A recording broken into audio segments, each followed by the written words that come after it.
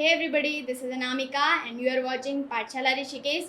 स्वागत है आपका हमारी स्टैटिक जीके की एमसीक्यू सीरीज़ में, जो कि आज हमारा है 10वां दिन। ठीक है, तो इसी तरीके की आप रेगुलरिटी के साथ में हमारे साथ जुड़े रहिए, तो आपको पता चलेगा कि आपकी जीएस किस तरीके से आपको आपके एग्जामिनेशन में नंबर दिलाने में हेल्प करेगी। तो बढ़ते हैं पहले क्वेश्चन की तरफ, देखते हैं किस तरीके के क्वेश्चन आज के सेट में आपके लिए पूछे गए हैं। तो पहला क्वेश्चन आपको पूछा है कि अभी जो लास्ट हमारा सेंसस हुआ था, यानी कि लास्ट जो जनगणना हुई थी, जो कि कब हुई थी, तो 2011 में ये कंडक्ट करवाई गई थी। 2021 में इसके बाद होनी थी, लेकिन कोविड-19 की वजह से नहीं हो पाई है, तो इसलिए आपको जो भी पूछेगा वो 2011 की जनगणना से ही क्वेश्चन पूछेगा। तो आपके लिए तो बढ़िया ही है, आपको याद नहीं करना पड़ेगा। तो आपको इसके अनुसार पूछा है कि सबसे कम आबादी वाला राज्य हमारा कौन सा है, यानी कि सबसे कम पॉपुलेशन कौन से स्टेट में पाई जाती है। तो इसका आपका आंसर हो जाएगा ए, सिक्किम। ठीक है, तो सिक्किम सबसे कम जनसंख्या वाला हो जाएगा। अगर यहीं पे सबसे ज़्यादा जनसंख्या वाला पूछता है तो उत्तर प्रदेश इसका आंसर हो जाएगा। ये हमने बात कर ली जनगणना के अनुसार, यानी कि संख्या के अनुसार कौन सा राज्य नंबर 1 पे है, कौन सा लास्ट में है। अगर यहीं पे आपको एरिया वाइज पूछता है, यानी कि क्षेत्रफल के हिसाब से, तो सबसे बड़ा कौन सा हो जाएगा, तो राजस्थान इसका आंसर आपके लिए रहेगा। और अगर सबसे छोटा पूछता है तो गोवा इसका आंसर हो जाएगा। तो इस तरीके से क्वेश्चन आपके दो तरीके से पूछे जा सकते हैं, दोनों के आंसर आपको पता होने चाहिए। यहीं पे अगर आपको पूछता है कि पहली बार जो जनगणना हुई थी वो कब कंडक्ट करवाई गई थी, तो इसका आपका आंसर हो जाएगा 1872 में। 1872 में गवर्नर जनरल कौन थे, तो लॉर्ड मेयो उस टाइम पे गवर्नर जनरल थे, तो इन्होंने पहली बार जनगणना शुरू करवाई थी। लेकिन अगर आपको पूछता है कि कंप्लीट तरीके से, यानी कि जैसे अब हर 10 साल में जनगणना करवाई जाती है, तो वो कब स्टार्ट हुई थी, डिकेड जनगणना जिसको बोला जाता है, तो वो हुई थी 1881 में। तो इस टाइम पे कौन थे, इस टाइम पे थे रिपन गवर्नर जनरल। ठीक है, तो दोनों आपके गवर्नर जनरल भी पूछा जा सकता है और ईयर भी पूछ सकता है कि कब स्टार्ट हुई थी, तो दोनों आपको याद रखना है। दूसरा क्वेश्चन आपको पूछा है कि जो गैलेंट्री अवार्ड दिए जाते हैं, यानी कि जो हमारे सैन्य सेवाओं में अवार्ड दिए जाते हैं, तो उनमें से सर्वोच्च पुरस्कार आपको बताना है, यानी कि हाईएस्ट अवार्ड उनमें से कौन सा होता है। तो इसका आपका आंसर हो जाएगा डी, परमवीर चक्र। तो दो तरीके के गैलेंट्री अवार्ड होते हैं, एक आपके होते हैं पीस टाइम और एक होते हैं वॉर टाइम। पीस टाइम यानी कि जो शांति के लिए दिए जाते हैं, और वॉर टाइम यानी कि जो वॉर की सिचुएशन होती है, तो उस बारी जिसने भी बहुत अच्छा काम करा हो वो उस टाइम दिए जाते हैं। तो 3 आपके पीस टाइम होते हैं और 3 वॉर टाइम होते हैं, तो तीनों को हम डिस्कस कर लेते हैं। पहले पीस टाइम देख लेते हैं, तो अशोक चक्र, कृति चक्र और शौर्य चक्र, AKS, ये आपके पीस टाइम होते हैं। और वॉर टाइम की हम बात करें तो आपका परमवीर चक्र, महावीर चक्र और वीर चक्र, ये 3 आपके वॉर टाइम अवार्ड होते हैं। तो यहाँ पे आपको हाईएस्ट पूछा था, तो परमवीर चक्र इसका आंसर हो जाएगा। तो ये सारी चीज़ें आपको यहाँ से याद रखनी है। आपको ये क्वेश्चन इस तरीके से भी पूछा जा सकता है कि इनमें से कौन सा जो अवार्ड है वो पीस टाइम का अवार्ड नहीं है। तो आपको चारों पता होने चाहिए, तीनों पता होने चाहिए, तभी आप ऑप्शन एलिमिनेट कर पाएंगे या आंसर आप दे पाएंगे। अगला क्वेश्चन आपको पूछा है कि भारत के जो 15th यानी कि 15वें नंबर के जो हमारे फाइनेंस कमिश्नर हैं वो कौन है, उनका आपको नाम बताना है। पहले तो ये याद रखना है कि ये 15वें नंबर के हैं, तो इनका नाम क्या हो जाएगा, NK सिंह इनका नाम हो जाएगा। ठीक है, फाइनेंस कमीशन की बात करें तो इसके लिए आपको आर्टिकल भी पूछता है कि हमारा फाइनेंस कमीशन के लिए आर्टिकल क्या है, तो 280 इसका आर्टिकल हो जाएगा। तो ये चीज़ें आपको यहाँ से याद रखनी है। अगला क्वेश्चन आपको पूछा है कि ईस्टर्न घाट और जो वेस्टर्न घाट होती है वो दोनों जहाँ पे मिलती हैं, यानी कि जो उनका जंक्शन होता है वो कौन सी पहाड़ियाँ होती हैं, उनका आपको नाम बताना है, यानी कि उनका जंक्शन कौन सी पहाड़ियों पर स्थित है। तो इसका आपका आंसर हो जाएगा ए, नीलगिरी। ठीक है, नीलगिरी पे ये दोनों पहाड़ियाँ आके मिलती हैं। ये हम थ्रू मैप समझ लेते हैं ताकि आपको समझने में ईजी हो। तो ये आपका इधर से हो गया वेस्टर्न घाट और इधर से आपका हो गया ईस्टर्न घाट। तो ये दोनों यहाँ पे, ये कौन सा स्टेट है, ये हो जाएगा आपका तमिलनाडु। तो तमिलनाडु में आपकी नीलगिरी हिल्स प्रेजेंट है, तो वहीं पे आपको ये मिलेगा, इनका जंक्शन यहाँ पे आपको मिलेगा। पालकोंडा की बात करें तो ये आपको आंध्र प्रदेश में मिलेगा। तो इस तरीके से आप इनको याद रख सकते हैं। अगला क्वेश्चन आपको पूछा है कि जो मनुष्य में त्वचा होती है, जो बाल होता है या जो आंखें होती है, इनमें आपको पता होगा कि कलर हर इंसान में वेरिएंट होता है, मतलब वेरी करता है। तो इनमें आपको बताना है कि कौन सा वो हार्मोन है जो इसके लिए रिस्पॉन्सिबल होता है। तो इसका आपका आंसर हो जाएगा बी, मेलानिन। यानी कि मेलानिन हार्मोन क्या करता है, ये आपके स्किन के कलर के लिए, बालों के कलर के या आंखों के कलर के लिए रिस्पॉन्सिबल होता है। अगर आपके शरीर में मेलानिन की मात्रा अधिक होती है तो जो हमारा कलर होता है वो डार्क होता है, और अगर कम होती है तो लाइट हमारा कलर होता है। तो ये आपको यहाँ से याद रखना है। अगला क्वेश्चन आपको पूछा है कि इंटरनेशनल नर्स डे किसकी बर्थ एनिवर्सरी को सेलिब्रेट करने के लिए मनाया जाता है। तो मनाते कब हैं, पहले आपको इसकी डेट पता होनी चाहिए। तो हर साल 12 मई को ये डे मनाया जाता है। और किसकी बर्थ एनिवर्सरी को सेलिब्रेट करने के लिए, तो फ्लोरेंस नाइटिंगेल, इनकी बर्थ एनिवर्सरी को इसको सेलिब्रेट करने के लिए मनाया जाता है। इन्होंने जो नर्सेस के क्षेत्र में, यानी कि जो महिलाओं के लिए, नर्स के लिए इन्होंने बहुत सारे काम किए, तो इसीलिए इनके बर्थ एनिवर्सरी को हम इंटरनेशनल नर्स डे के रूप में मनाते हैं। अगला क्वेश्चन आपको पूछा है ज्ञानपीठ अवार्ड से, तो बहुत ही महत्वपूर्ण ये अवार्ड है, आप सब लोगों को पता है लिटरेचर में भारत में दिया जाने वाला हाईएस्ट ये अवार्ड है।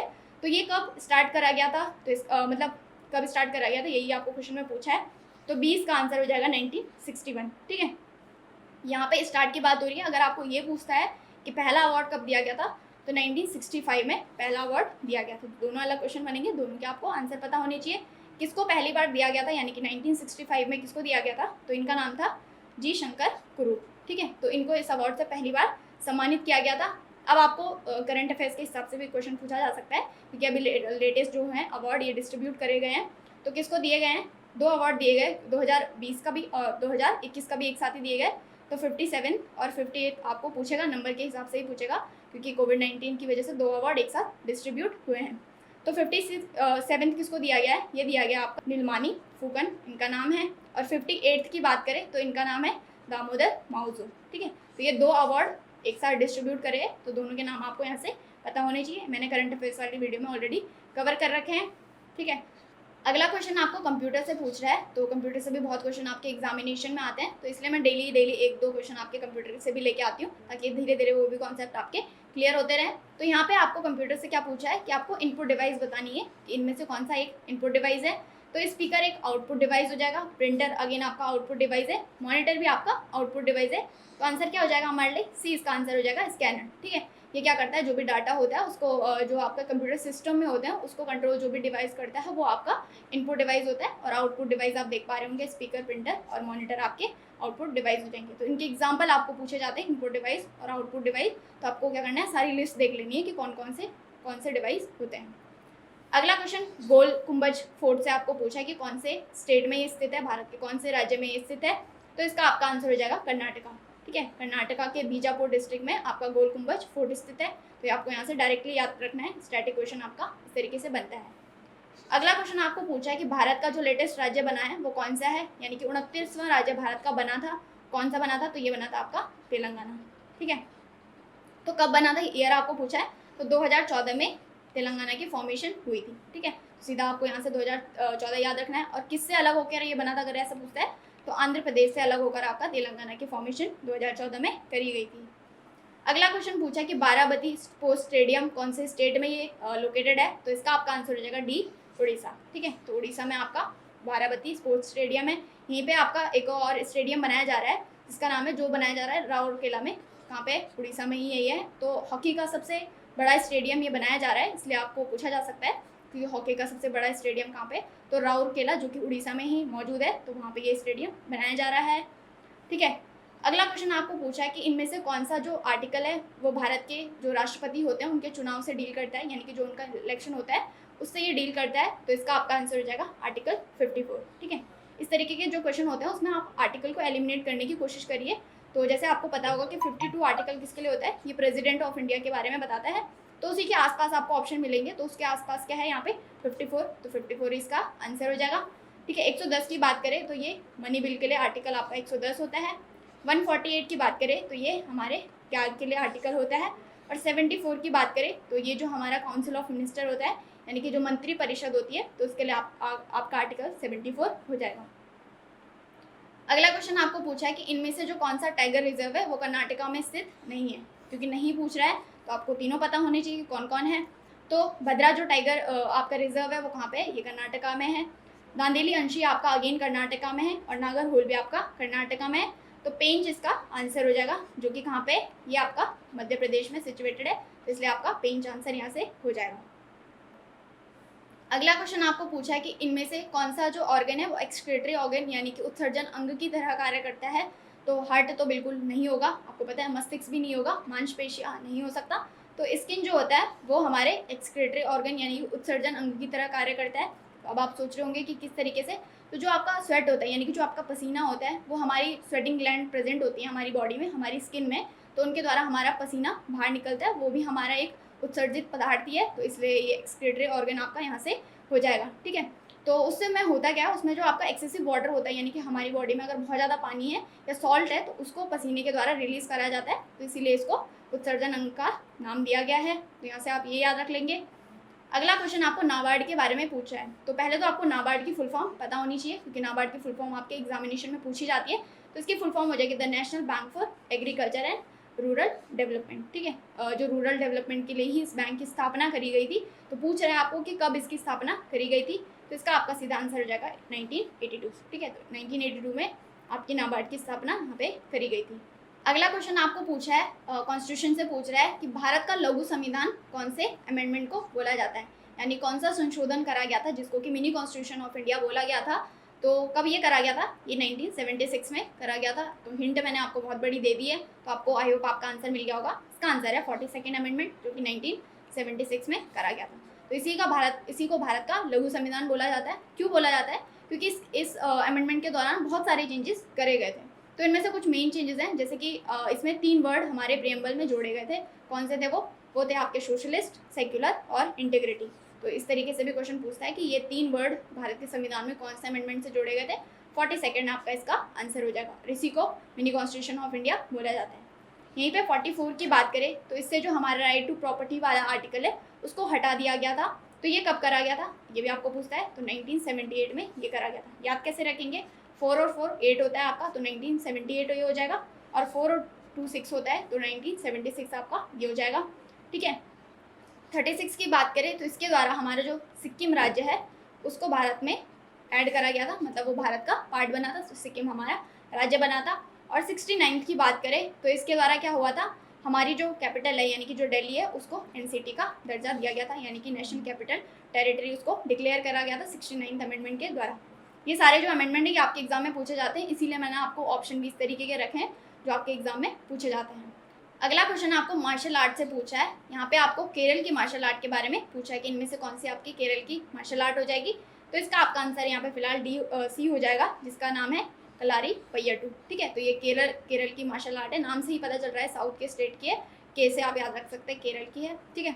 यहीं पे कुछ और जो ऑप्शन में दे रखे हैं उनके बारे में भी बात कर लेते हैं। तो पाइका अखाड़ा आपकी कहाँ की हो जाएगी, ये हो जाएगी आपकी उड़ीसा की, ठीक है। गटका की बात करें तो ये आपकी हो जाती है पंजाब में।